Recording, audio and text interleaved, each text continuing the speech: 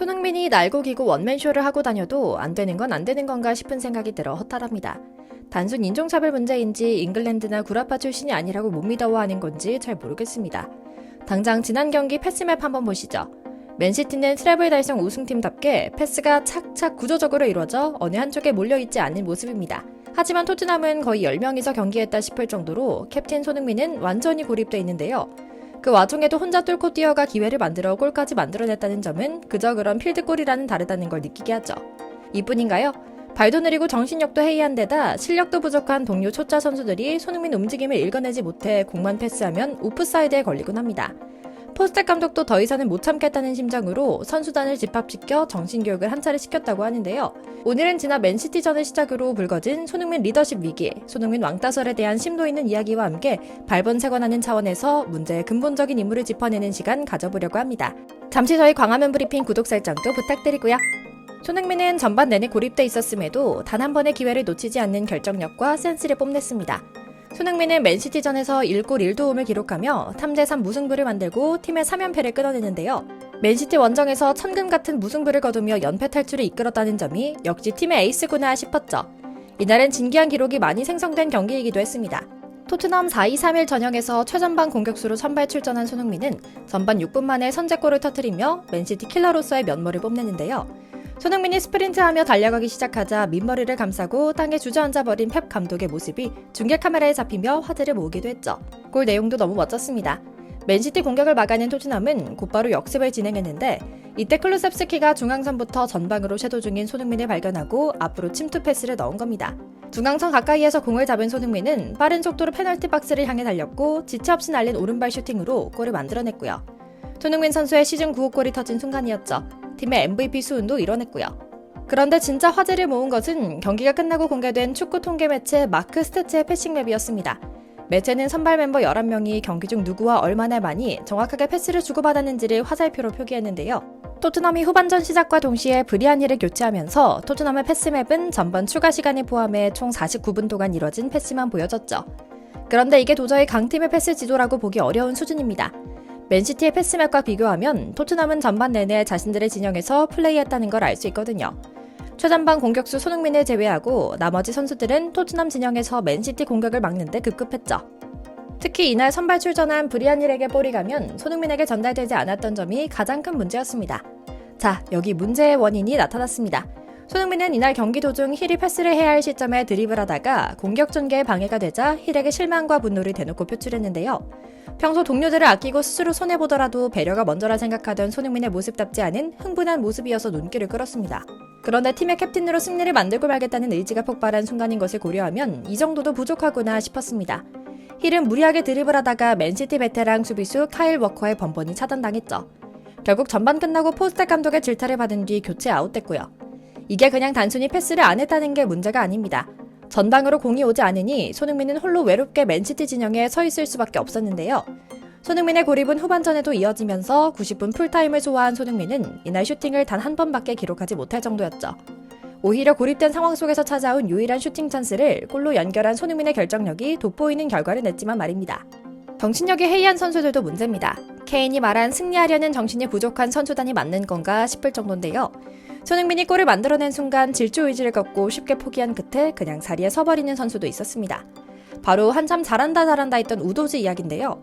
손흥민이 전력 질주한 순간 토트넘의 윙백 우도지는 왼쪽 측면에서 맨시티 진영을 향해 질주하고 있었지만 갑자기 질주를 멈추며 공격 전개를 포기하는 모습을 보입니다. 정말 말 그대로 갑자기요. 영국 현지 언론에서도 이건 아니다 싶었는지 일갈합니다. 풋볼 런던은 우도지는 맨시티전에서 토트넘이 선제골을 넣을 기회가 사라졌다고 생각했다. 클루셉스키가 손흥민을 선택하며 패스를 하기 몇 초 전에 우도지는 중앙선을 넘기 직전 질주를 멈췄다. 우도지는 토트넘이 그런 속공을 성공할 수 있는 수준이 아니라고 판단해 손을 내밀었다. 우도지나 갑자가 멈춰설 이유는 없었다. 정신력 부족 문제라고밖에 설명이 안 된다. 우도지는 이미 토트넘이 맨시티를 상대로 역습 기회를 낭비했다고 생각했다. 어쩌면 구단 내에 공공연한 비밀처럼 돌던 손흥민 왕따설의 한 단면일지도 모른다고 언급했다. 그래서인지 포스텍 감독도 칼을 단단히 가렸습니다. 전반전이 끝나자마자 포스텍 감독은 당장 선수들 보고 뛰어오라고 소리치더니 라커룸에서 정신교육을 했던 건데요. 클루셉스키가 이때의 상황을 전한 자리에서 그 내용이 공개돼 손흥민은 그 진심을 알아주는 손흥민 덕에 산다 하는 팬들의 반응을 이끌어냈죠. 포스텍 감독은 너희가 1000분의 1초라도 빠르게 패스하면 흥민이가 오프사이드에 걸리지 않을 것 아니냐? 정신 똑바로 차리고 주장을 도와라. 주장을 돕지 않고 너희끼리 패스하겠다는 건 나를 무시하는 걸로 간주하겠다. 즐겨라. 그렇지만 팀 경기라는 것을 잊지 마라 라고 했다는데요. 제가 선수로서 듣고 있었으면 정말 오금이 저리는 훈화였지 싶습니다. 그런데 이런 정신교육도 들을 만한 사람들이나 들을 수 있는 것 아니겠습니까? 일부 토트넘 공격수들에게는 이런 정신교육은 여전히 그냥 잔소리에 불과한 것 같습니다. 자기 하고 싶은 대로 하는 아직 다듬어지지 않은 모습을 보여주거든요. 당장 지난 경기에 이어 이번 경기까지 망친 힐만 봐도 그렇습니다. 물론 문제는 이런 모습은 다른 선수들에게서도 마찬가지로 나타나는 장면이긴 합니다. 메디슨과 히샬리송도 부상으로 이탈하기 전까지 매경기 골도 기록하지 못하면서 무리한 슈팅으로 손흥민 선수의 맥이 턱 빠지게 만들었는데요. 결국 이런 탐욕이 좋은 결과로 이어졌으면 괜찮은데 깜냥도 안 돼 실제로는 아무것도 하지 못하고 더 안 좋은 모습들만 보이게 되어 시즌 초반만 해도 선발로 나오던 그는 갈수록 후보로 전락하는 신세를 면치 못하고 말았죠. 그런데 사실 손흥민이 이런 대우를 받고 있다는 것을 포스텍 감독은 진작부터 알고 있었습니다. 그래서 이런 장면들을 유심히 봐왔었고 실제적으로 선수들에게 팀을 위한 선수만 경기에 나설 수 있다. 개인적 욕심이 우선인 선수는 필요 없다라며 거의 대놓고 엄포를 놓기도 했지만 체질적으로 이기심이 머리에 탑재된 유럽 사람들에게 이러한 성향은 쉽게 바뀌지 않았던 것 같습니다. 급기야 지난 2경기에서 선발로 나섰던 서바나 출신 브리안 힐은 손흥민을 대놓고 무시하며 포스텍 감독의 큰 불호령을 받아야만 했는데요.